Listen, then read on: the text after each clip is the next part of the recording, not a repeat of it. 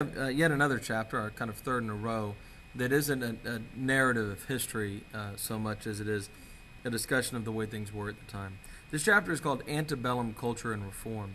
Antebellum simply means before the war, before the Civil War. And I'm also interested in that word reform. And in this chapter, we mean that quite literally.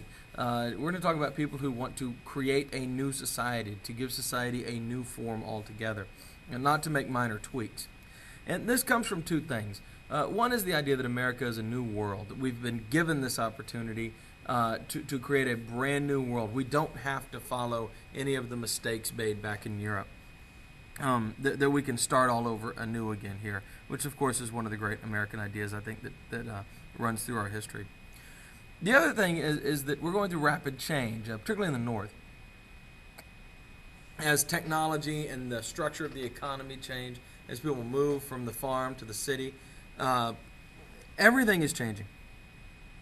And so you have two things going on. You have one, this kind of progressive impulse to create something new and better. But you also have this need for order, this need to hold things the way they are because things are changing so rapidly. And obviously that freaks some people out. The Second Great Awakening is crucial here. The ideas of the Second Great Awakening, particularly the idea that everyone can be saved, that every single person has some value, really that every person can go to heaven, is really vital to this entire concept of the period here. And by the end, all these efforts at reforms, all these discussions of morality and creating a better world will all, by 1860, of course, boil down to one topic: slavery. America has long had an artistic and intellectual inferiority complex to Europe. Romanticism, which is imported from Europe, will take root in America, and this is essentially a school of art based on an emotional appeal. But we begin to develop our own school of painters who come out of this romantic movement. And this is the Hudson River School. Painters from New York like Frederick Church, who you've been enjoying here. Thomas Cole, we're going to look at some painters here.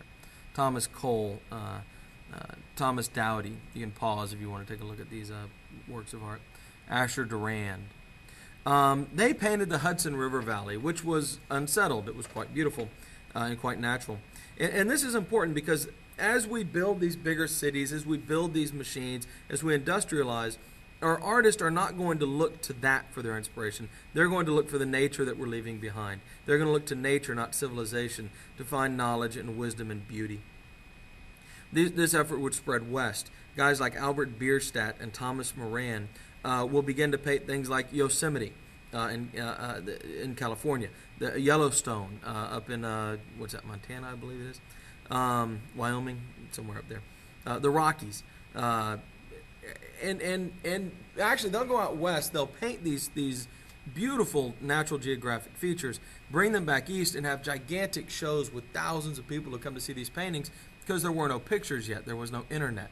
There was nothing like that. If you wanted to know what the West looked like, and the West is really spectacular from a geologic point of view, then you had to go see these paintings.